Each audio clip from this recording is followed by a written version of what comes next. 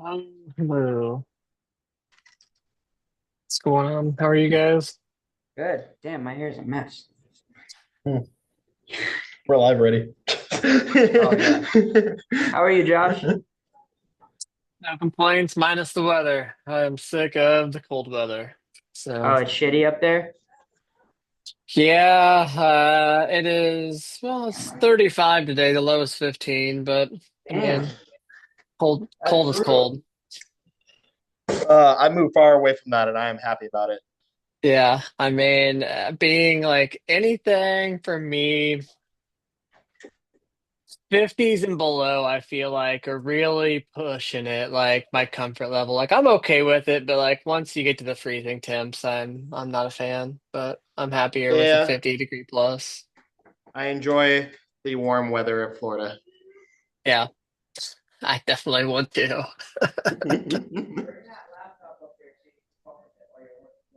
All right. I mean, there's not much else I could do. There's no bypass. Oh, that's what you asked. Yeah. Yeah. Okay. Just make it not happen.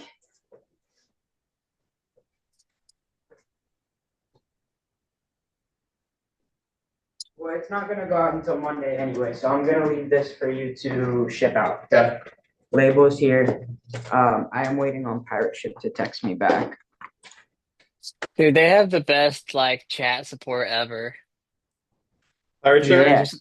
Yeah, this? Yeah, their pirate ship chat is hilarious. They like like throw gifts in there and stuff, like funny stuff. But like, I don't know. Yeah. They're just not your typical like, support. Cracking jokes like adding like R or something if they're like talking. Oh, got people waiting. Dang. what's today's topic, Mr. Moulton?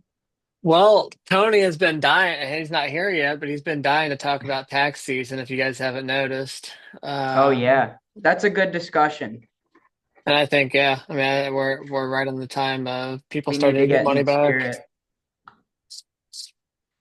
We've been talking about going to some tax offices Is to the fan do some spinning? visits. That's funny. We talk about like going to carriers and Oh, stuff like that, but I've never really considered like going to a tax place or a CPA. I won't tell you where I got the idea from for legal purposes. That's all right. Pirate Ship texted back said UPS doesn't offer return labels through Pirate Ship. I'm so sorry Uh, about that, Captain. yeah, yeah. That's the only downfall of using like them. Like they are limited on what they can do. That's like where ShipStation I think comes in better, and it's the same prices. That's all right. But I mean, it's not like you shouldn't have to often be printing return labels. So that's the No, it's other thing really you have to not a look big at. deal.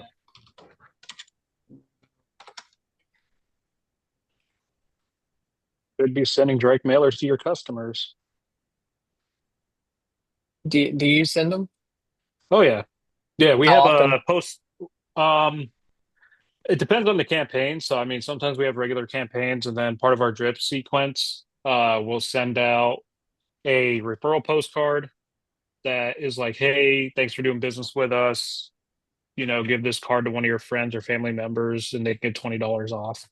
That usually goes out about 30 days after somebody's done a repair with us. And then we'll do like an anniversary one. So like on the month that they became a customer every year, we'll send them out an anniversary one. Um, and then a couple, when like Black Friday coming Oh, around or back to school, things like that. So it really gotcha. depends. But yeah, we traditionally will have it linked up to our high level account through Postalytics and just have it a part of the drip sequence to where it automatically just, boom, boom, boom, sends it out. And That's customers, awesome. customers bring it in and uh, yeah, they'll bring it in. It's here, Yeah, but it's yeah, being blurred out. yeah. No, and that's what I was gonna ask. I was like, do you All put like made by a Ad specific Central, offer? Yeah. postcards, Ad Central. Do they have like a certain offer or something on there that is going to bring them in 20% off, or what do you usually try to do? You spread it out. I mean, a lot of it's going to be. So yes, we do have special offers. I know for like holidays, we have one for Valentine's Day where it's like $20 off. We have part of our drip sequence. We actually have a couple, and a couple of different offers that we send out, and then some is just awareness, like, hey, did you know that we do X, Y, and Z service? Because they may have came in with a phone repair, but they may not have known, which they should by the name, but they may not have known that we handle game console repair. So a lot of it's just the educational aspect. Do you feel like overall, how long have you been doing it? We've been doing that for a couple of years. Okay, I think targeted direct mail is more effective than blindly every send it out. door. 'Cause we've tried that before. Yeah, When we went to go open up a new location into a new market, blast everybody with, direct mail. But the shoot, those little yard signs were more effective than that, really, and they costed a lot less. So really. yeah. Hmm. That's interesting because whenever I've done through a friend's got a software that does like he does signs too and like handwritten notes. They have like machines that'll like handwrite notes or whatever for you. They have some other cool automations, but they've got like EDDM, but they've got it segmented too where you can go in and you can pick a specific postal route rather than like saying, oh, all of this zip code. You can look at the broken down postal routes and see like Right. median income and stuff like that there. So you can target like really, dive into it.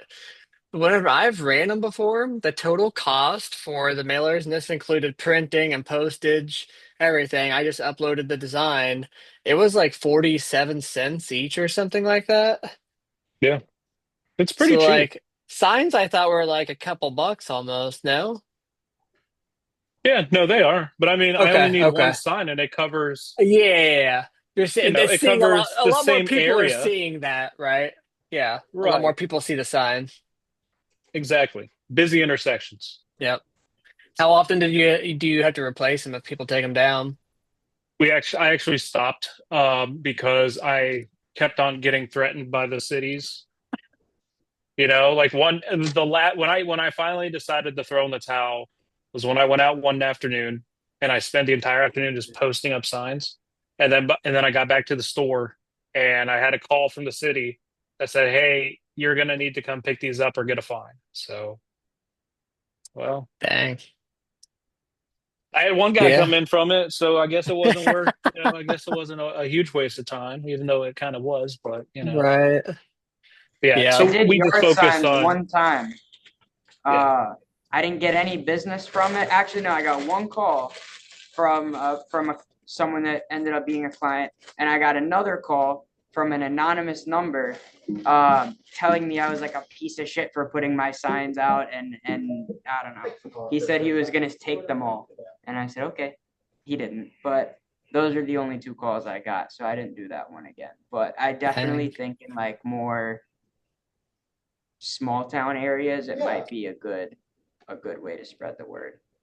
Whenever I Oh yeah, had a definitely. repair, like I say repair shop, I wouldn't call us a repair shop, but we sold parts and we had an office and like an incubator building downtown St. Louis on a pretty popular street.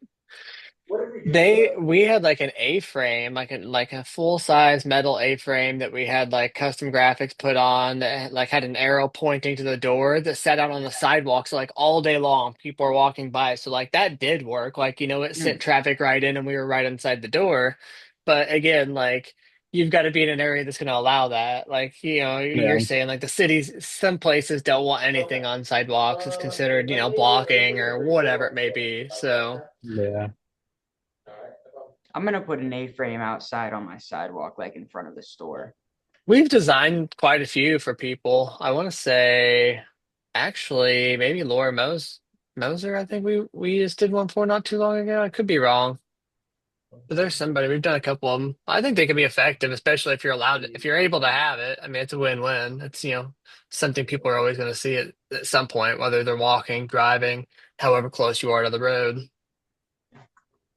Yeah, tell him I'm gonna text it to him right By the now. way, not continuing to promote Ad Central, but for those that are watching, if you are looking for fresh material to put up on your TV, they can create custom, you can pay them to create custom advertisement for that. Yeah, no problem. That'll be coming here in there, okay? And if you're a subscriber, you also get like 25% off or something like that of design services, I'm pretty sure. Yeah. I Yeah. use you guys a lot for everything ever Yeah. since we started I doing it. I think I just saw a brochure or something or a poster or something yesterday or the day before, maybe. I'm not sure. Yeah, I had Yeah, I had you guys take my protection plate flyer that's what it and was. turn it into a trifold. And then I also am all right because Terrace Finance, the company that I partner with for financing, they don't have any good materials, and so I had you guys craft something that I can get On the put up on a outside. nice little stand to put out on my retail floor next to my computers. Gotcha. Nice. Do you, for that, like that, I think we've talked about it before for that financing. Is that something where they can just like scan a QR code and go do some, apply real quick? Mhm. Yeah, Nice. yeah. I like to think of it like the dealerships of financing for me, except for they pull your credit once and then they filter through a couple of financial institutions that they partner with Who do you do that and through? pick the best option. Terrace Finance. Harris Finance. Never heard of them. I think Lenpro was trying to get me set up with them, but I didn't fill out the application. I Yeah, can they never do. remember what they were before. They have different options. They have like traditional lending options for customers that have like good credit. They have, lease to own options like a SEMA would. So they have different varieties. And I think what kind of turned me on to them is at the end of the day, as much as we like to say that they're, my employees are going to do this or else. They're not. If they don't believe in the service or the product that they're trying to push on the customers, they're not going to do it, and you're not going to see results from it. So, sales were crap with the SEMA because customers were like, "Well, I would never," technicians were like, "I would never do that." It's like, well, stop selling with your wallet. But they just couldn't help themselves, and so with Terrace, the at least they're given options. The customers are. And if they have shitty credit and the only option that they have available to them is the lease to own, then that's the only option. And what's cool is that Um, whoever is filling out the application or submitting the invoices, they don't know what option they went with. yeah. For Terrans, do they allow like any bank? Does it have to be an accredited bank? Do they allow like Cash App and Chime? I'm not sure. I don't know that Okay. answer. I don't have that answer, Okay. unfortunately. But I definitely On think next that, week's roundtable, we have a financing. representative from Terrace Finance. Yeah, but I think that it definitely is good, especially, when we're coming around tax season, because a lot of folks, um, even if they get a lot of money coming in, a lot of people like to use that as like, hey, I'm going to rebuild my savings account because I've wasted it throughout the rest of the year. So, as compelling as it may be for them to buy the next shiny object, offering solutions even during tax season of like, hey, we can offer financing solutions to you is great, especially if you do it for repairs. Now, I'm not sure if Terrace, if we're allowed to finance repairs. We do. So, I mean, we haven't gotten declined yet, but it's a good option, especially when you get a message back from a customer that says, "Hey, I just can't afford it right now." You say, "Oh, by the way, do I know you said that you wanted to save up for this, but have you thought about financing? We have a partner that we work with. I can go ahead and send you a link. You can fill out an application." I mean, that turned one of my guys' computer repair into an $1,800 invoice Wow. because the customer was getting ready to decline because uh, he came in, his graphics card was dead We told him that he needed a new graphics card, but we also noticed that he had a seventh generation processor. So that's not going to be Windows, that's going to lose support at the end of this year. So we educated him a little bit. We said, look, we can give you a graphics card and you can just repair it, or you can upgrade and do all of these. He's like, I don't know, I just can't afford it. It's like, well, we do offer financing. Here's a link, and he applied and he got approved, and now we're just waiting on the graphics card to come in to wrap that up. Nice. Yep. That's the one thing that, I think people think small on it sometimes as far as like what you're doing, selling a phone. Like you can offer building computers just like that, right? It's not like you're limiting yourself like, oh, Mm-hmm. yeah, what we have on our showroom floor is what we can finance. You could think so much bigger than that. Like I've talked about it 100%. on other ones, like Cody Hood, and I've talked to him and he's been busy, but I want to get him on here because I call him a king of financing because I'm pretty sure like he does anything and everything. He has Dyson vacuums in his retail store, right? Like whatever people are looking to get to buy that they really can't afford but they still want, he'll finance it. And he doesn't care. He's providing them a service. That's how he looks at it, right? And at the end of the day, it's profit and a sale, and the customer's happy. And it comes down to educating them and them understanding what they're getting into. But at the end of the day, there's always that demographic. There's always going to be that demographic for Rent a Center and all these Mm-hmm. places to have. Why not take some of their market share? Yeah. Yeah. Because if you don't, somebody else will. Exactly. They're going to go somewhere. They're going to spend money with somebody. It's just whether it's you. Yep. I know quite a few people use RTO Mobile, or it's getting more popular. I feel like, but we talked about it last week. And I think that comes with like an app or something that kind of MDM locks it or something as well, which is obviously another benefit of doing something like that if that's the case. Yeah. There is a company, because I know, a lot of people are like, oh, well, there are a lot of stores that are smaller and, they want to get into buying and selling devices, but they either may not have the financial resource to do so. There are companies out there. I just can't think of them off the top of my head where you pretty much are, you get shipped the inventory, it sits on your shelf, and when you sell it, they'll charge you X amount of dollars for it. And, your markup is whatever you feel like you're able to make. You're not, you don't have a lot of funds tied up in inventory. And when you sell it, you make money and you get more inventory. Yeah. I'm trying to think Yeah. who, do There you know was what I'm talking about? the consignment company, they had closed down, I'm pretty sure. It was I want to say they were out of like Idaho maybe, or Oh, you're Nebraska. kidding me.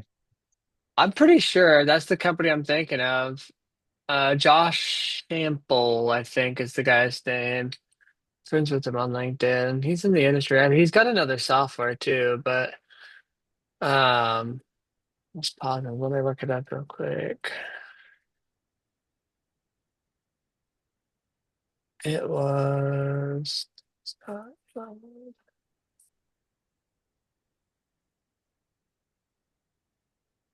yeah, Omaha, Nebraska. It was the name of the company. Certified Cell. Was that it? That's the Maybe. only one I I that's the remember only one them. I knew. Yeah. Yeah, that was the only one I knew of that did consignment. They got kind of big there for a while. But Yeah, they went out of business. They were that's nice. a hard business model to sustain, right? Like It is. you're chasing people for money most of the time unless you have a very effective way of collecting that money on sales. And I think it's a very big risk for such a little reward. There couldn't have been that much margin for them to do it. Yeah. At that point, you're wholesaling with like a net, I don't know, 90, 60, 30, depending on how lucky you Hmm. were. That's a big gamble because then you got RMAs and everything else. And if your net profit's already thin as it is, it's definitely gonna take a beating on it. But yeah, I mean, Definitely a good opportunity. I just don't know if it is for devices unless you had, a very effective solution to do so. It's hard managing that much inventory and tracking that many people. And who do you approve? How do they get approved? Is there money in escrow just in case, for them to get so much in devices and yeah, it's too much work. Just talking about it right now just makes me think like, wow, that's just too much work. Josh is like that gives me anxiety. No, no, thank you. I've done wholesale enough to know like the lack of margins as is. So I couldn't imagine adding like the consignment factor of it. So Oh my gosh, yeah, it would be detrimental.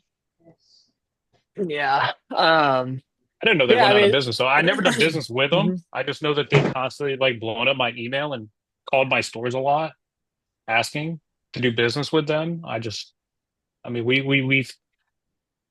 we had a good amount of cash flow to be able to help support the growth of device sales, and I think back then we weren't even tapped into phones or tablets. We were just focused primarily on computers because that's what we were primarily known for. Yeah, I would imagine they were definitely similar to what we were just talking about with the financing, right? They were targeting those shops that couldn't afford it. They didn't have that cash flow, right? And they knew Yeah. they might be able to squeeze that extra little bit out of them if they could help put devices on their floor in order to help them sell and Hmm. kind of just bring some stuff through. But is there anything specific that you guys, I mean, do you guys see a boost of tax, customers coming in ever in your stores? I think for repairs, like the much larger repairs we do, um, people that are looking to build computers, upgrade their hardware, or if it's like, they bought an expensive computer and it has a broken screen and they were just waiting for that tax money to come in to be able to fix that screen because that's like, five, six, $700 sometimes. We do see that, but specifically around tax season, um, on the repair side, definitely haven't did in the past didn't really put a huge focus on the sales aspect. Yeah,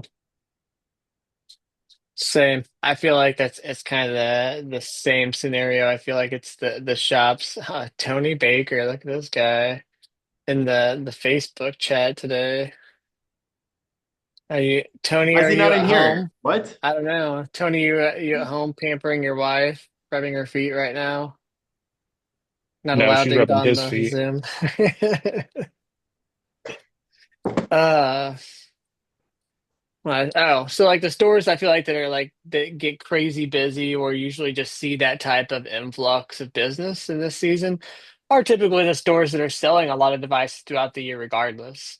It's not Yeah, just like, oh, all of a sudden people are, getting money and they want to come buy devices, but it's you're known or you're consistently selling devices already, and you're just seeing some extra customers coming in because of it. yeah. Shoot, January is usually. I mean, I'm looking at my from last year, and January was a better month for device sales than February and March. Yeah, So that makes January was sense. about, yeah, Right, and I also feel like ever since COVID, tax season's always been different for people, but I think that false idea or false sense of hope that like those 2 years of like stimulus money going through and everybody just having like most likely most people saw record, months and sales and numbers, and I think it was like a big eye opener whenever it kind of came crashing down and wasn't happening the same, the year after. So I think there was a massive adjustment there to where people thought that, oh yeah, like this is like tax season all year long now. It's not even just these couple months. People are here just buying anything. You saw like consoles getting financed for thousands of dollars. Like it was nothing. Hmm. Were not thinking twice about it. Like that, getting their pictures taken, and everything. Like, yep, it just didn't matter. Like nobody thought twice about any purchase. I feel like during that time period. Yeah, no, they definitely didn't. And I think now the other thing as well, especially around tax season, is because of how inflation was over the last couple of years, people are very reserved Very true. in some cases. Now, obviously, there's a lot of folks that, like I said, they wait for tax season to do a lot of repairs. Here comes Tony, um, and buying stuff. But you also have to, one of the other things that I had to come into the realization of is the fact that, a lot of these tax preparers like H&R Block and all of them are giving out, Christmas loans at the end Yeah. of the year and then, freaking sucking their taxes dry and people don't even realize it. That's true. I never thought about that. I always see like the signs and shit, like, whenever they set up shop in like side Walmart and stuff like that, like get a loan now, take an advance on your refund. And it's like not even the fact of like they're paying that money back or like that money's getting taken away from them based on these estimates. But you know that they're raping them on an additional massive fee for like that advance, right? Like that's like cash advance is Hmm. what that is. So Yeah. you got to be hard up for it to do it. But you're right, like they do that early. So you're not wrong. It gives people that, ability to purchase stuff maybe through the holidays that they wouldn't normally be able to or get them through whatever. So yeah, by the time taxes is up, they're probably owing, not getting. So, Yeah. what's up, Tony? How you doing? I had to tell my wife to remove the leash off me for a minute Yeah. so I can jump in. Um, but no, I literally just got to the office. I had a couple of meetings today. Um, what was the subject about? Now talking about We're just talking about taxes, taxes. Well, tax returns. the last few days I've posted about them. I've seen the hype. Um, it could be in some states, or it could be some people that are taking cash advances. Yeah. Um, but it's crazy because when one thing that I'm started realizing is we live in 50 different states, you know what I mean? And every state is like a country to other people outside the US. So we always think that the US as a continent is just one country, like it's 50 different states, you know? So things that may happen in a different state that may not happen in your state. So a lot of people will say, they're like, hey man, there's money flowing in Ohio, for example, or Yeah. Pennsylvania. People in New York are like, oh no, it's not. You're lying. There's no taxes. Well, it's different demographic, different areas, and um, when we Different use these, economics as well, too.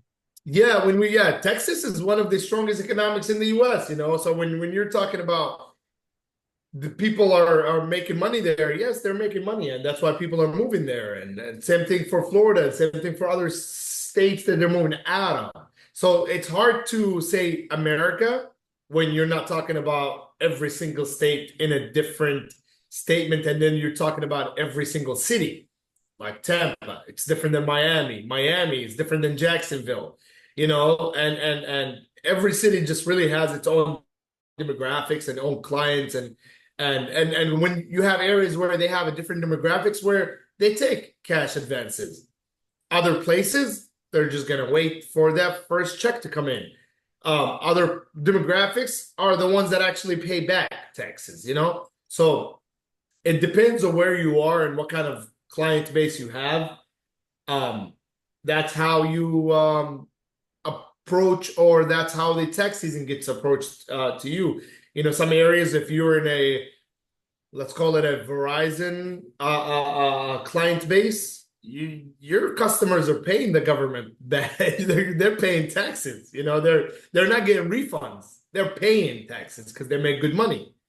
You know, if you're in a demographics of Metro PCS, Boost Mobile, or these kind of prepaid carriers, yeah, your customers are going to get $8,000, $10,000, $12,000. So you probably will see an increase of sales on some mid-class or high or mid-end or high-end devices. So it really depends. It's Yeah, still I mean that's slow definitely a good everywhere. point. That's definitely a good point. I know, in one of our towns, it's tax season isn't really a big hype because it's just the economics of it. But in another part, the bigger city that we service, people are coming in left and right just buying up a bunch of devices like it's nothing. That's the other thing. Yeah, it's like when I was asking you, if there's anything you guys, stock, and ahead of time, if there's anything specific, but in the case of you not needing to, it's, what can you do to try to still leverage that time? Like, what can you do differently if devices aren't typically what, are moving or changing in this time span of tax season, if we will? Then, is it something else that you can be trying to sell as a computer cleanups or just anything that like gets somebody in the door, right? And I don't know, I think it's people kind of get relaxed sometimes on thinking about just anything, just trying to get people in the door. Is it a special of, hey, we're going to do 20% off of this? Like, if people have the money and it's something they've been putting off and it seems like it's a good deal, it might get them in the door. So, I mean, I think it's if you're not able to sell devices, your market, your store doesn't sell devices often, or if you do, it's minimal and you just don't see it on tax season, find a way to still leverage it and do something different, right? Devices aren't your thing, make something else your thing. Find what your customers want, test some stuff out.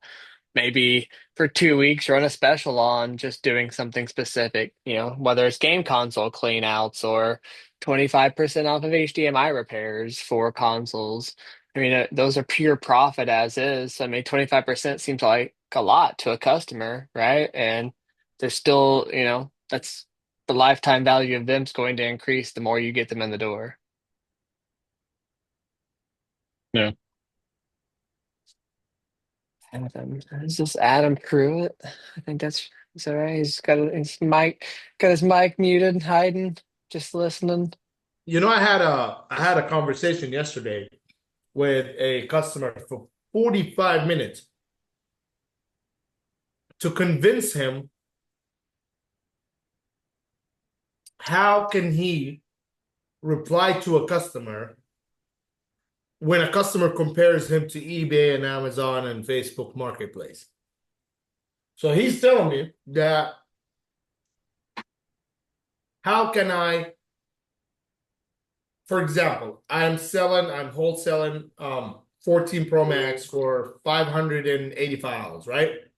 So he's telling me that how can he explain to a customer that walks into the store and says, "Hey, it's on Amazon for $600."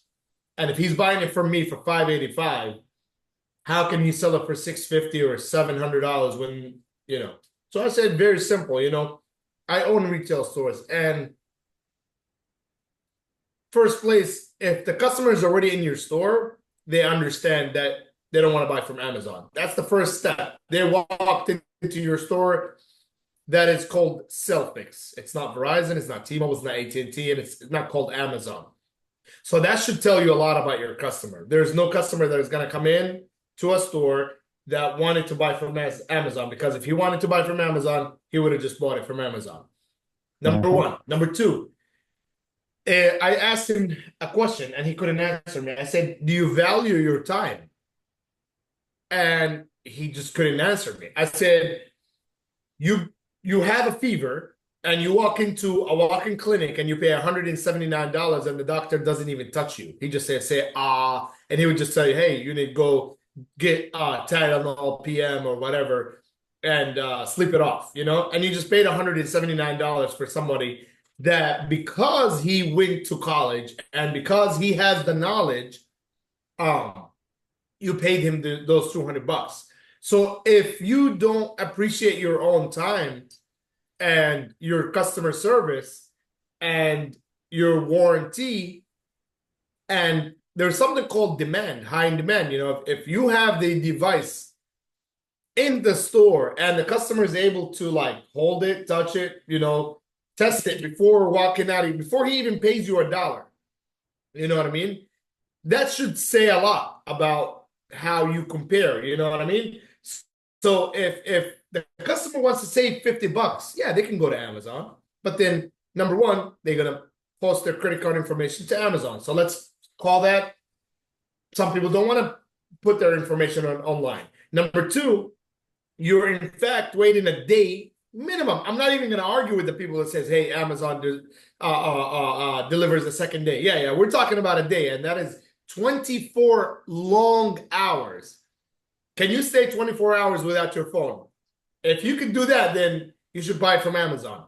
Number two, or number three, if you are able to be okay testing the phones after you receive it, and maybe there's a aftermarket stream, and maybe there is a aftermarket battery, and maybe that's if you're lucky, of course. Now, if you're not lucky, front camera's not working, vibrator button not working, boot looping because it's refurbished, it's made out of shitty quality parts by insurance companies, or it could be broken upon arrival.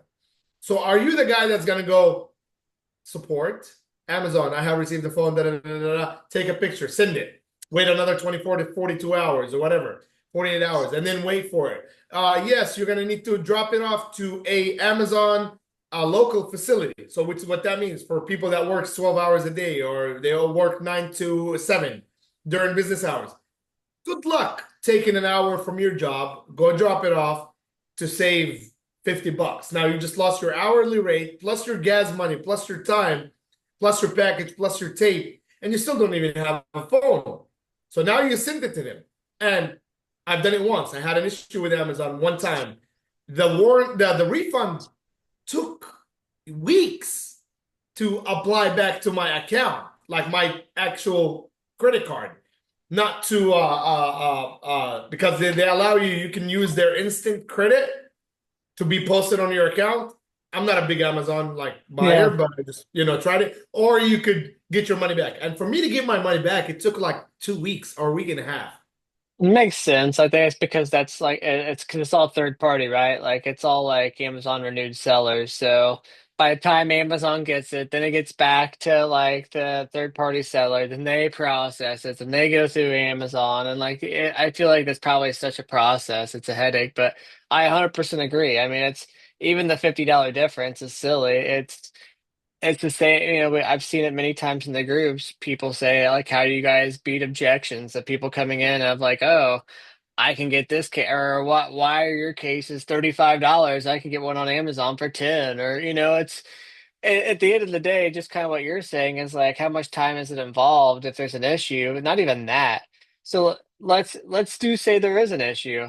Like you said, you're a retail store. You can come back down here and we're going to take care of you and we're going to make sure you're taken care of same day. We're going to go out of our way to make sure it's right, whatever it may be. And it's just a different experience as to where, like you said, you're wasting all this time. Now you got to get on chat. Now you got to talk to somebody. You got to figure things out. It's just so much back and forth rather than just drive up. Okay, this isn't working. Okay, let's take a look at it. Let's figure out what's going on. Oh, yeah, no, this is easy fix. No problem. Yeah, here's what we did. Here's what's going on.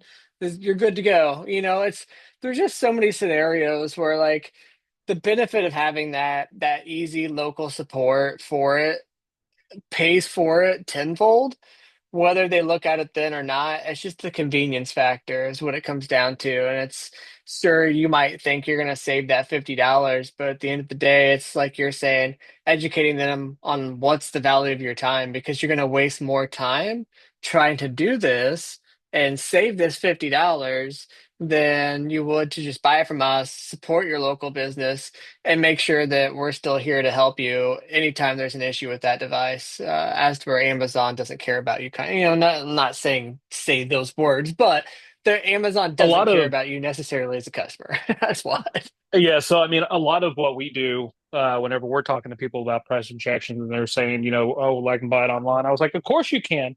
I was like, I can buy anything cheaper online. I was like, I guarantee you, I can go to a car dealership, find a vehicle, and then go online and find it cheaper somewhere else. I was like, however, I don't have the time, energy, and effort to do that. For one, for two, I don't have the same buying power as Amazon does, or Best Buy, or Geeks, or those other, Walmart. I was like, I'm me. I was like, I don't have the same buying power as them, so you are going to pay a little bit of the markup. I was like, however, I will tell you that if you have a problem and you call into the store, you know who you're talking to. You're not calling Yep. and speaking to somebody overseas that, can barely speak the same language as you. You're not being passed. I mean, shit, I was on hold or I was on the phone with Dell earlier today, actually, for what was it, 51 minutes, and I was passed around 7 or 8 different fucking times just to try to figure out why in the hell my customer's order didn't come in. And that was as a reseller. Could you imagine if I mean, I am a Yeah. customer, but if I was just a regular residential Yeah. customer, I would have hung up by then. Yeah. And that's why our customers pay us, because they don't want to deal with the hassle. I guarantee you, like, I mean, shoot, here's another good example. A lot of the times when we go out to customers' houses and we're working with them on their network and we identify problems, we tell them, hey, look, you're going to need to call and do this. They're like, can I pay you to do that? People don't want to deal with that shit. It's No, just you're right. how can you articulate that part of the value add to your customer base? And a lot of that's going to be geared around having an open and honest conversation with them without coming across as egotistical, right? Like, you have to feel your customer's temperature when you're speaking with them, and then just being completely honest with them. Hey, yes, I agree with you. You can buy it cheaper online. Yes. No, I don't have the same buying power as a lot of these other people. But what I do have is something special that they don't. And that's a relationship with you. I'm here to take care of you. I'm going to look out for your best interest. I'm not going to sell you on something that you don't need. I'm not going to oversell you on something that just to make a dollar. I'm going to listen to your needs. I'm going to ask those qualifying questions, figure out what you're using the device for. I don't care if I'm selling you an iPhone or an iPad or a computer. Hey, I'm looking for a phone. Okay, what are you going to be using the phone for? Well, duh, to make phone calls and text messages. Okay, well, yeah, no shit, Sherlock. But are you going to be using it for email? Are you going to be surfing the web? Are you going to be doing YouTube? Like, if I walk into Verizon and I say, hey, I need a phone, they're going to try to sell me whatever they can, whatever Yeah. there is going to give them the most commission, or what their bosses are trying to push during that week. Nathan's going to sell Yep. you a phone based off of your use. How are you using the device? If grandma comes in and says, hey, I just need a basic phone to do, text messages and calls, would I ever use a Galaxy A20 whatever? No, but she would, Yep. because that fits her, what she's using it for. And even if I'm not making a whole lot of money off of that deal, guess what? She's going to remember that Yep. experience. She's going to remember that interaction, and she's going to come back for something else. 100%. Like you said, I mean, it's you're looking out for their interest as to where it's always the other way around, right? It's their, the person selling to them at the Verizon store, the AT&T store, wherever it may be, Amazon. They're looking out for their interest, right? They don't care about the customer and anything like that. So that's to your point of that's what you're there for, is to be that relationship with them. And so many people have kind of forgotten about that because of online shopping, right? Like there's just the simplicity of it and that instant, like, don't even have to get off my couch. I can sit on the shitter and sit here and order this from Amazon. I don't have to go do this anymore. But like at the end of the day, until they run into that scenario of what Tony was talking about with like the phone and dealing with the house, they're like, fuck, like I should have just went and dealt with these guys. I wouldn't have had this problem. And then they look back on it and it's like, okay, maybe that, it takes like almost a learning lesson or a He reality was check for saying, some people. he was saying, he was like, Mhm. how do you feel that you should be able to charge the customers $100 profit extra on the phone, and they know that it's online for this much. So I said it's the same exact reason why they were charging $25,000 above MSRP for cards. And it's the same exact reason why you can't find a restaurant to take your wife or your girlfriend to on February 14th because of demand. It's the same reason why if there's a football game or a soccer game and you want to take your kids to it and you buy your ticket 2 hours before the game, you're going to pay 3 times, 4 times the ticket. There's a demand and people pay for demand. You know what I mean? It's the same exact reason why, and I used that and I told him it's the same exact reason why last week people were paying $10,000 for 12 Pro Maxes on eBay that has TikTok accounts, and TikTok just came back online. So he was like, well, we're not the smartest country, blah, blah, blah. I was like, man, it's not about that. It's if I need it now, I'm going to pay extra for it. And it's the same as thing if you go to a mall and you want to park valet, you pay $20, $30. And guess what? They're both getting parked on the same goddamn asphalt. Yeah. You know what I mean? So the only difference is the prestige is you got something that you want, and people seems like to do so, to pay extra for something that they want. That's why OnlyFans exist. Is because people pay for shit that they want, you know? If I want to take my wife on a date and I want the door to be open and I want my car to come and park right in front of me, or if I'm driving an expensive car and I want people to see it, or I'm single and I'm trying to get a girl hooked up with, you know, $20, $40 will get the job done. You know what I mean? To pull up with your Aston Martin or whatever car you're driving because you want people to see it. You know what I mean? So people do seem to pay for demand, you know?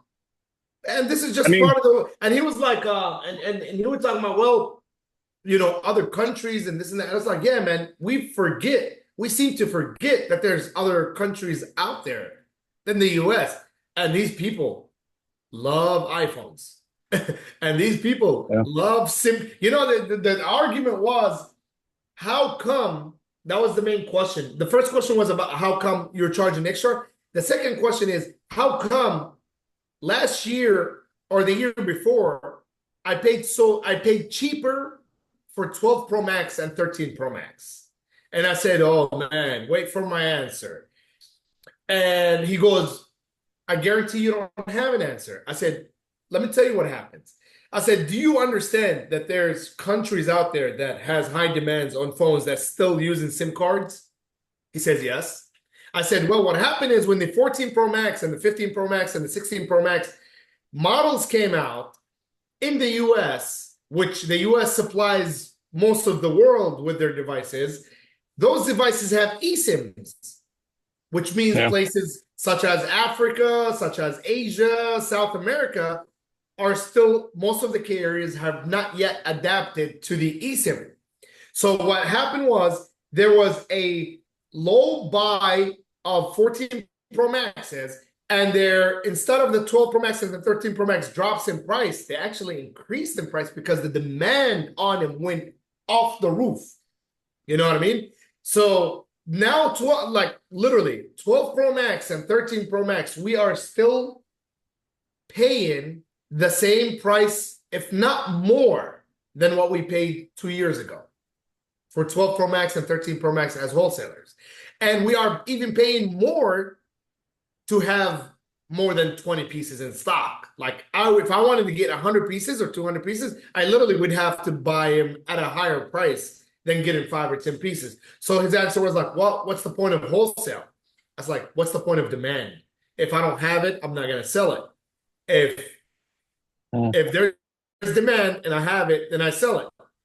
If I don't have it and there's demand, nobody wins.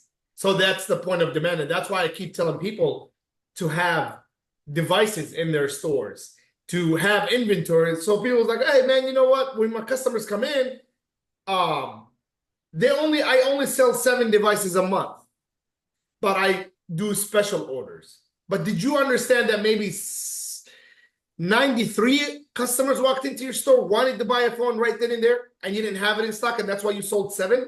So without you having inventory in stock, you're not going to understand what demand is. It's the same. We had a customer who tipped an employee last week $400 to fix his iPhone 15. $400. I would be one of those people that if my phone that I sell off got a broken screen and it's 8:45 and the employee telling me I gotta leave, for example, and he doesn't want to fix it, I would pay him $400 to get it fixed. I would pay $1,000. So you have to understand that is demand, and our industry is probably one of the most industries that relies on demand, because we're in the tech world, and you see things like the TikTok phones that are sold for $10,000, and it's demand, man. It's demand. Welcome to the United States of America. Yeah, I mean, shit, my store sold an S9 for $100 above what you could buy it for online. Yeah, yeah, yeah. People So, still and the buy flip customer, phones too because they yeah, don't want to be tracked. Some people think that's my that. father-in-law. Yeah, yeah. Bro, I still get people right now telling me that they're willing to pay a few $100 for flip phones. I don't care what they do, They could be the cartels, for who cares, So they just feel like it's if you have a tech phone, it's trackable, and a flip phone is not trackable. So people are willing to still buy those phones. So you have people who buy the 16 Pro Max, and those are the ones that are paid $2,000. Have I sold the 16 Pro Max when it first came out for $2,000? Absolutely. Do I feel guilty about it? No. Because Josh Moulton wants to be the first in his family with a 16 Pro Max. So be Right. it. Who cares? You know what I mean? Yeah. So you have to understand, if people want it, they buy it. No one is forcing them to. You're not shoving it in their throat. And same thing for the finance companies. We get questions where people are like, oh man, but you're putting them on a plan where they're going to pay interest and they're going to pay triple the price of the phone. Well, my friend, did you realize that that's what you've been doing with AT&T and T-Mobile for the past 20 years? You've been paying 4 times the price of the phone, but it's just added to the bill, so you don't see it anymore. It's the same thing. Now, did you understand that our financing companies that we deal with in our cell phone shops do have a 90-day or 100-day same as cash, but the customer chose to pay after 100 days? So it's the same thing. You have an American Express, you can use it in 30 days, get your points, pay it off in 30 days, or you don't pay it off in 30 days, your credit score goes down, you pay interest rate. It's choices. Yeah. It's choices. And we have options. So speaking about choices, Tony, let's talk about because I know obviously, economy, where you're located, all that takes into different factors, but there's one thing that I've noticed, and it's about trends on what devices are selling the most of. So can you speak to the people that are watching are going to go back and watch as they prepare for, getting inventory for tax season? What devices do you recommend that they stock up on that you've seen the most demand for? So one of the good question, really good question, and actually that touches more of what's been happening for the past few days. So one thing that people should know about GSM Warehouse and me, I always say the truth no matter what the truth is. And probably that's one of the reasons why I'm still in business in 14, 15 years. Currently, as we're speaking right now, the devices that have shortage in the market are XRs, 8 Pluses, 11s, and 14 Pro Maxes. There is no devices in the market.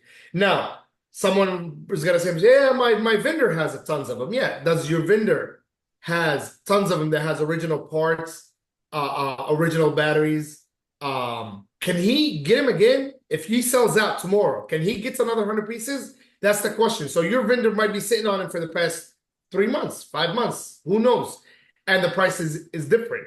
Now, one of the things that we have a blessing to be part of, 11 months out of 12 months here, 11 times a year, prices go down. Okay, there's 1 month a year prices go up. Okay, so I choose to lose 1 time and earn 11 times. So have I met people who bought iPhone X back in the days for $495 and he had 500 pieces, and from a Friday to a Monday all the prices went down to $395. $100 times 500 phones. The guy lost hundreds of thousands of dollars just overnight. Do I want to be that guy? No, because that's pretty much going to run you out of business. Especially, and Josh knows in the wholesale business is crucial. What I was just saying earlier about the consignment business, this is a scenario right there where you would be left with the bag hanging on your side. Yep. But it's yeah, I mean it is. It could be like the stock market. You don't know until it's all demand based, right? And it could be artificial demand, it could be real demand. You don't know. I Yep. feel like it could definitely be manipulated just like anything else can, the market, with the right people with the right amount of money. So Look at it this way. We get a lot of people ask, "Hey, can you do consignment with us, or give us a knit, some kind of plan?" I'll give you an example. The last company that done that had already ran out of business. So the profit margin, the guy was, one of same guy was like, "So you really make 10, 15 bucks a phone?" Yes, I do make 10, 15 bucks a phone. I don't make $100 a phone. So when you're wholesaling and you're selling volume and your prices are very competitive and you give the longest warranty and you do take care of your customers and you have a team to manage, and we're trying our best to make our overhead the lowest that we could, because every dollar counts. Because if we're able to save the customers that money, we want to. My job is to sell you this device as cheap as I could. I don't want to put a box, a charger in it so I can jump up the price another 15 bucks. Because unfortunately, today I could sell an iPhone 11 for 180 and I can sell it for 200. And people only going to remember the 180 or 200, but they don't know that the 200 may come with a box and a charger, right? But when they said, Josh Moulton has it for 180 and Tony has it for 200, they don't discuss the details of why does it cost 200, with Tony. So I prefer to give that option to you as a customer. We sell it for the lowest price that we can because that's what you're looking for. And you told us that's the way you made us feel like you're looking at is the price. And then we go past that point, which is the warranty, the quality, and the customer service. So the price is the most important thing to you as a customer. So why do you blame us for not packaging the devices? You know what I mean? I've known a lot of people who wanted to impress the customers and they wanted to package the phones and they wanted to make them look pretty and all that. That's not what the customer wants, man. Yes, maybe you, me, and other people who cares because they got money if they want to, but other people, they just want a phone. And that's all the ordinary American person on September 20, whatever, that's all he wants is an iPhone. So whether a 14 Pro Max, a 15 Pro Max, or a 16 Pro Max had came out that day and it's $1,300, you're going to get a Joe Schmo that's going to come into your store and say, "Hey, man, I need an iPhone. I got $200. That's all he can afford, and that's all he wants. Are you going to sell him a 16 Pro Max or a 15 Pro Max? No, because his budget is $200. If you want to try your luck and finance him, go ahead and take that $200 as a down payment for a bigger phone. But what we are, the biggest issue that we have in our industry is every single business owner that we have operates their store as they like you treat your customers like you want to be treated, or what you want. And in reality, there's a price for every customer, there's a price for every market, and there's a price for every demand. Do I sell a customer an iPhone if he wants a Samsung? Hell no, because he's gonna come back tomorrow morning and say, "What the fuck is this? Give me my money back." You know what I mean? Do you supply? And I've tried that in the past personally. Um, I've sold a customer who came from an iPhone to a Samsung, and I've received problems with it, like when I was working in the retail stores. So yes, you, me, Nathan, Tony, Josh, we want to get the top line. I want to sit right there on by the stage of the concert. But somebody cannot afford $4,000, for example. They just want to be there. That's all they want. And they want to pay $150. You can't really think for them. Let customers think for them and let customers choose what they want. And that's where the demand is. Why do iPhone XR and 11 still sells? Because the economy is fucked up. Do I have a better answer? No. And because they have 6 colors. So, I really don't have a better answer to that. When the economy is bad, people just want an iPhone. And when there's too many variation of colors and on devices and different people, they want different colors. And now they got 6 colors of these phones, and they're affordable, and they're still iOS upgradable, and they're still a decent sized phone, and they do the same shit a 15 Pro Max do. What Apple has changed? Nothing. It's just faster. It's just better. It's got a bigger IC. It's got a smaller IC. It's got a Gorilla screen. Still breaks. Who cares? You know what I mean? So nothing really has changed in the past years for people to really switch from an 11 to a 15 Pro Max. The only reason why I gave up my 12 Pro Max is for me to have a 1 terabyte device. So I got a 14 Pro Max with a broken back. I don't know if you can see it. And I got a 16 Pro Max. Who cares? It still works, right? And my 14 Pro Max battery lasts 10 times more than my 16 Pro Max battery or 15 Pro Max battery. But it works. It's getting the job done. It's paying my bills, and it's taking care of me. So why should I upgrade it? I think that's yeah. And I think that's the bigger problem with it, right? Is what you're saying is what it's hard for people to justify it anymore. Like what reason are they upgrading? To like what Nathan was saying earlier about like his customer, like what do you do with the device? How much are you using it? What kind of like are you just surfing the web? Are you just emailing, texting?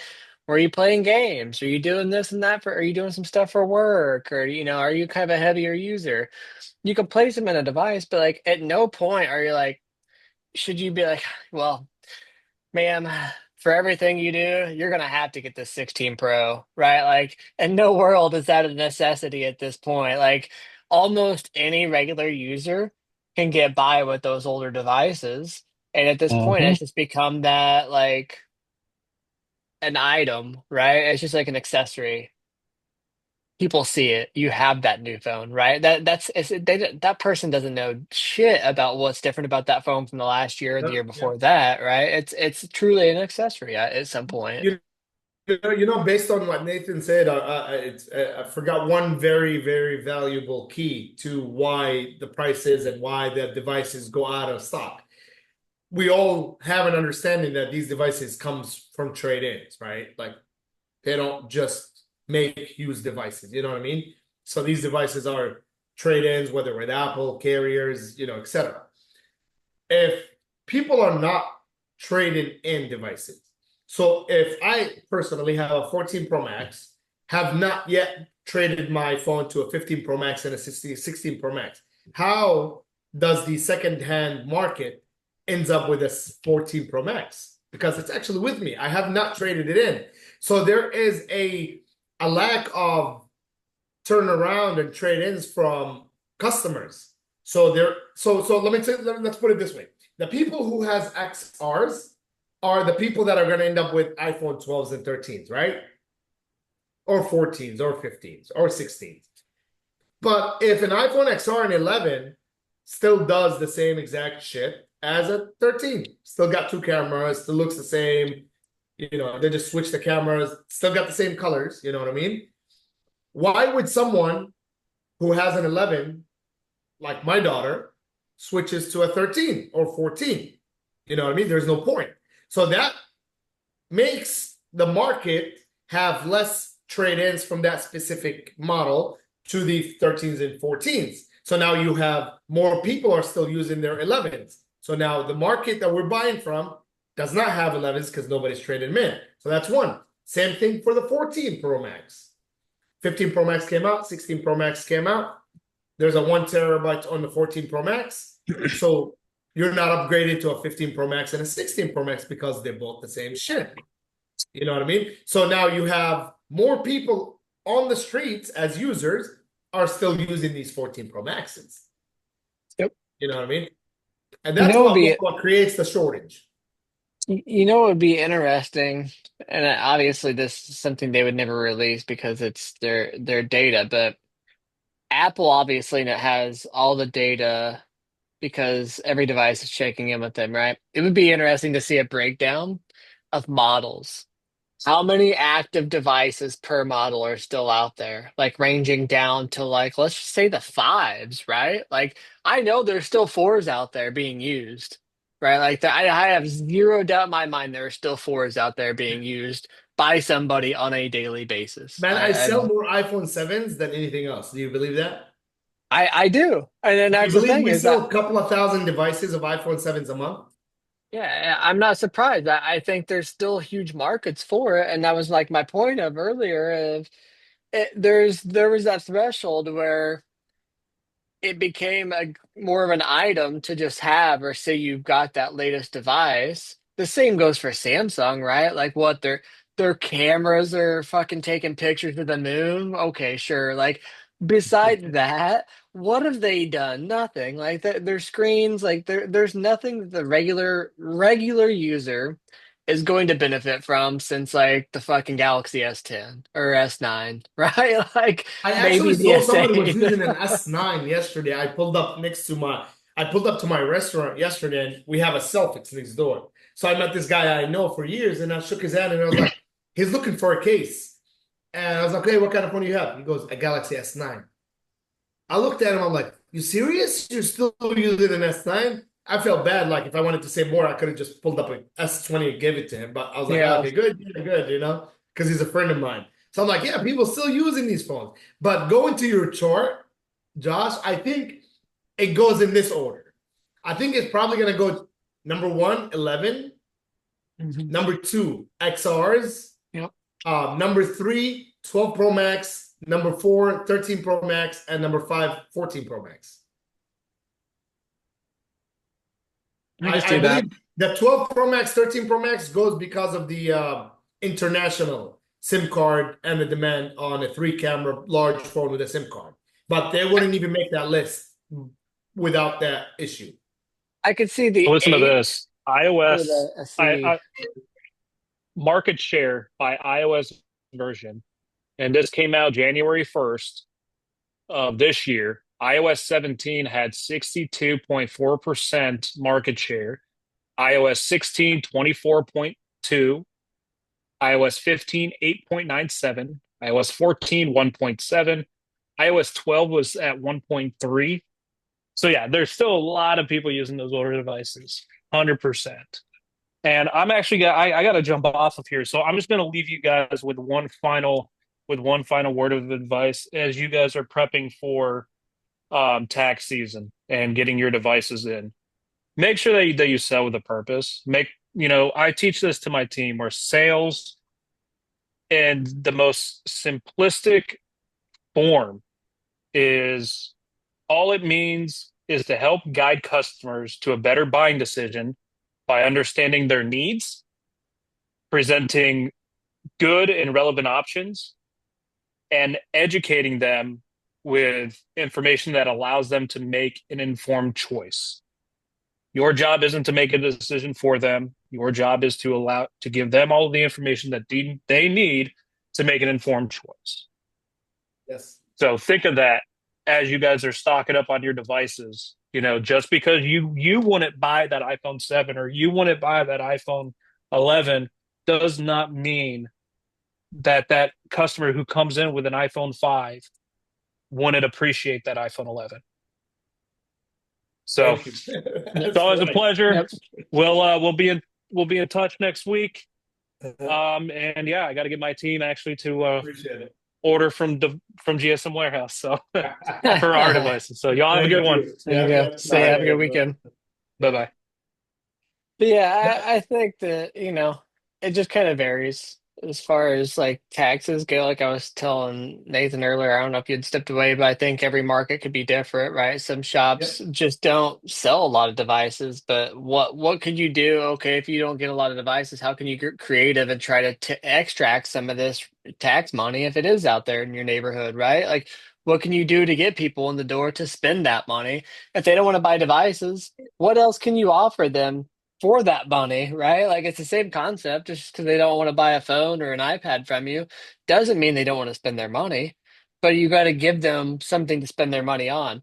And like I was saying, like I think that one great offer people could do during a time like this is console repairs for HDMIs. Say advertise it as 25% off. That seems huge to a customer, right? 25% off of a repair is massive to a customer. That is almost all profit for you as a repair shop owner. So you should like think about just running that test and thinking like, okay, let's see if anybody bites on that. Like that's a easy money. The easiest money most shops make anymore are HDMI repairs.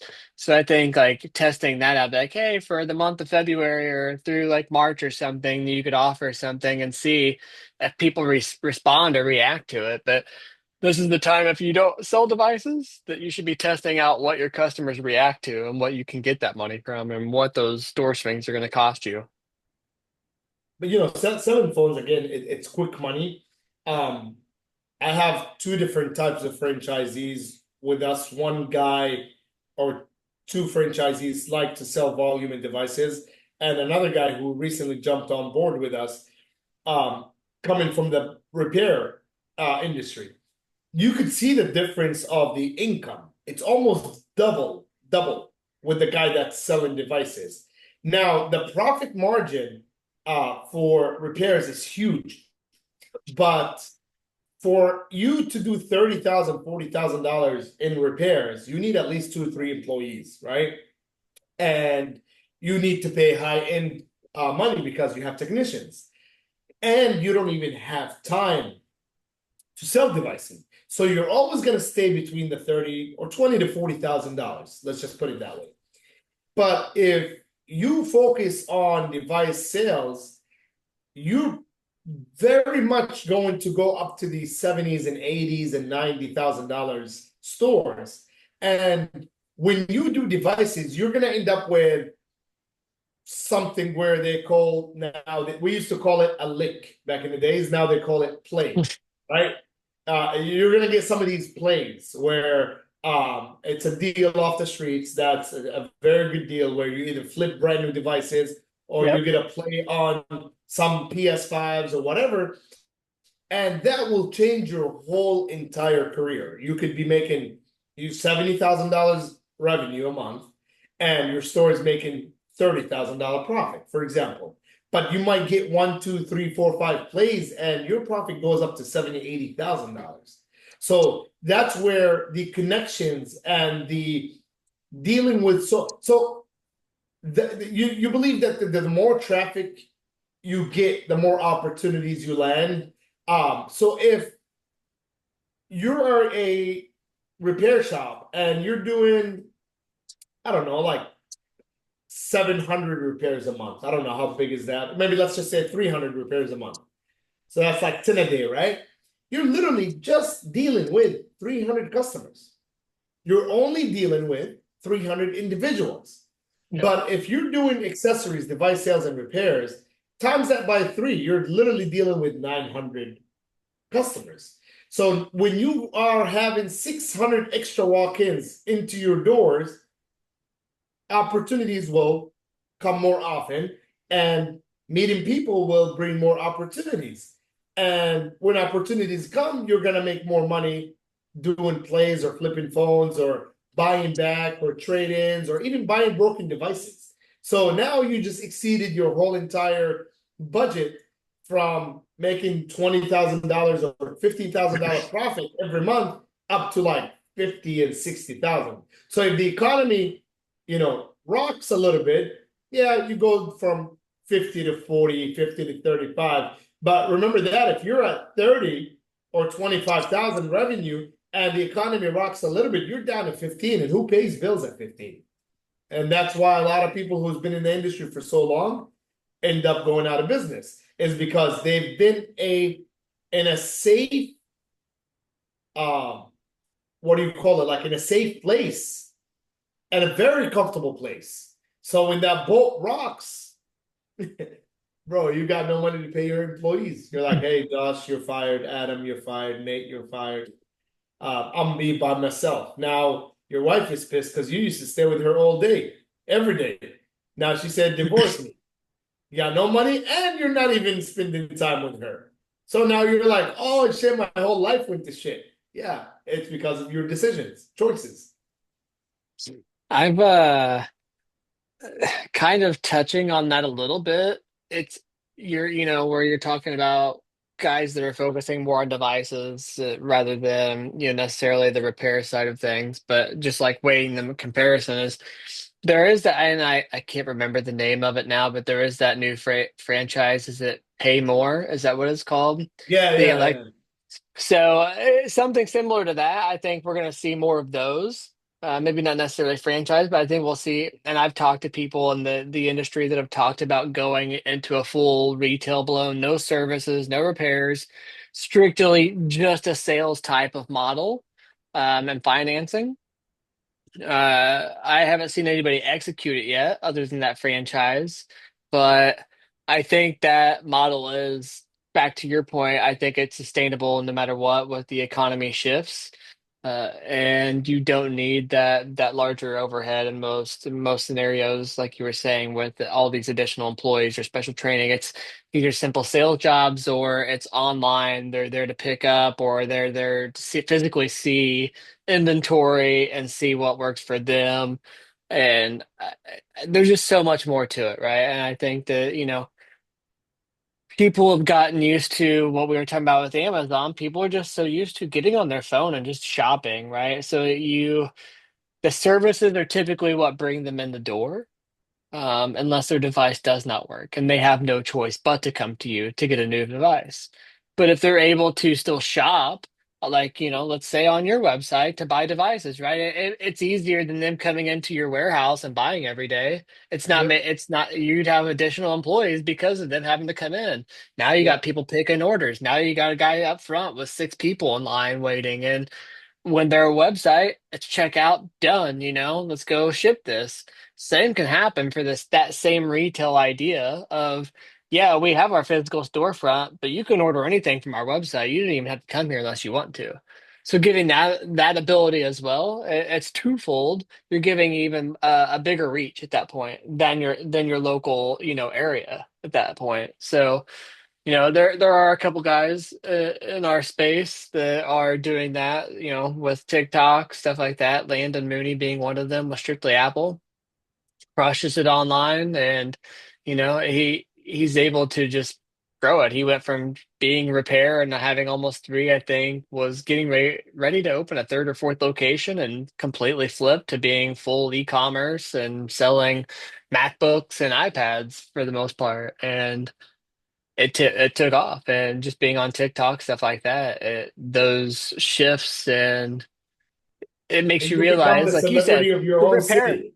Yeah. Well, that too, but it's like it made him realize that difference of what you were talking about. It's like, where did you see the difference of, like, why was I going to open a third and fourth repair shop whenever I'm seeing this kind of growth and scale and this type of money with less Yes. issues or expenses overhead, doing it this, and this is fun. This is better than dealing with customers of, oh, this is broken or this part didn't work right, and like there's just so many downfalls, right? Like repair is never going to be perfect. It's never a shiny fun space. Always it could be fun, Yeah. but Yeah. at the end of the day there's always issues. The same with devices, right? You know that as well. There's always going to be RMAs. There's always going to be somebody that's not happy with something for some reason. There's always that customer who if it isn't perfect, that you've got to kiss their ass or hold their hand, whatever it may be. But at the end of the day, like you said, I think the future As eventually long will as be you make that. it right, you know. As long Yeah, as well, you make it yeah, right. no, yeah. I mean that's what business is. Like, if you're not doing that, then you're not in business, right? At the One end of the one of the day, uh, one of the key point that I wanted to touch before we go was, which disappoints me at the moment, is our industry was the industry that's supposed to strive on good economics and bad economics. For some reason, I think we're in a lost space at the moment where there is a lot of people that are not doing good.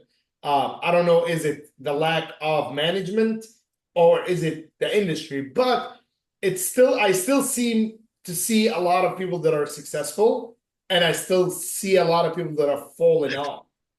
So it's either that, there's some old dogs that just can't learn new tricks, and there is that new dogs that don't know the management tricks. So we're in a lost space, even though our industry has been doing and striving on good economics and bad economics. When the economics are bad, when the economy is bad, you're buying back devices yep, for dirt yep. cheap.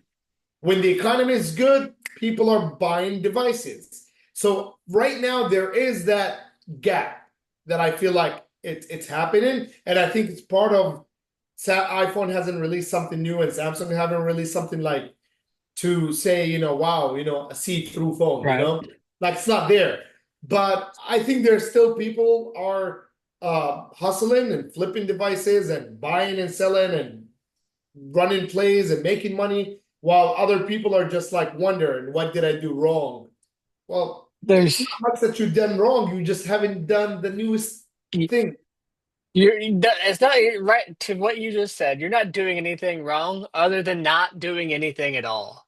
Yeah, That's yes. that's what it is. What you just said is the problem. There are guys out there who are flipping on the side making $10,000 a month minimum. There's guys making 20, 30, $40,000 a month out there flipping, probably working less than you, slaving in your own repair shop. Right? And There's these guys are doing it just selling to direct buyers, not even dealing with selling to anybody else, just flipping it straight and not having to worry about it. They're shipping it out the next day and they move on, right? There's no, Josh, quick story. 2013, a guy comes into one of my stores, my first store, to buy Jiffy Sim. You remember the Jiffy Sims? yeah, yeah, The yeah, yeah, 4Ss? yep, yep. That comes with the SIM tray. This guy comes in 2013 to buy those Jiffy Sims. I brushed him off. I brushed him off. To 2 years ago, the guy was driving a brand new Maybach and has about $4.6 million in his bank account. All he does is flip it. All he does, no store. He meets you in his Maybach and he gives you phones. I mean, he gives you cash. You give him phones. Yep. That's what So I'm flipping saying, is. like, the market's there, and I mean, I've looked around. Just let's look at Facebook groups, right? You can type in foam flipping on Facebook search right now, and you're going to see dozens of results of groups, right? There's some of them that have 10,000 members. Some may have 20,000 members. I'm almost positive there's one that has almost 100,000 members. There's some very big groups out there, and to think that these people are out there doing it in your market because you're not doing it, There's they're overflow. winning. They're winning because you're not taking the time to go do it. You're comfortable, and that's what it comes down to being. And And that's 99% of the customers will feel comfortable selling their device inside of a store than me and someone. 100%, Yes. 100%. They would. They don't Yeah. think about coming in because they don't know you're buying it, and that's not. Maybe it's your fault. Maybe it's the customer's fault. It doesn't Well, there's a matter. lot of stores that they're getting these phone calls. Hey, do you guys buy phones? No, we don't buy phones. Do you guys buy XRs? We actually have two in stock. We're okay. Worst answer ever. That's the problem. It's like, all right, So guys. you're technically telling me that you have a capacity that you reached your Mhm. max. Like No. you're supposed to be unlimited. Yep. There's supposed to be cash flow. If the proper person that does that pays let's say you got these XRs for 80 bucks each. That third person lowball the hell out of them for 30 bucks. Average the prices. Now all three of them cost you $50. Now you can drop your prices. There's something called averaging. A lot of people Yep. don't know that. You could Yep. have an older device, and if you buy a newer one at fraction of the cost, just add both totals and divide it by two. Now you just drop Yep. the cost price of the two. So It's just like what we say in crypto, I think we gotta DCA. talk about that in the next You're video on how to actually manage. yeah, dollar cost average, right? It's, Yes. if you bought high the first time and then it tanked, the prices go down, you buy low to dollar Yes. cost or average out, median it out, Believe just it or like you were not, people saying. never even, I talked to a lot of people that never thought about doing that. Yeah, no, I mean, yeah, and it's again, I think it takes more than just thinking about fixing phones to think Yes. of things like that, and that's the bigger piece of it. So, yeah, I think for people to get rid of old inventory, we probably should talk about that in the next video to give them more examples with accessories, with yep, parts, and with devices. If a lot of people are deciding not to carry Samsung parts, maybe this could help them to at least carry one of each or two of each, and then start, averaging the cost whenever they buy something new, instead of ending up with a high end cost.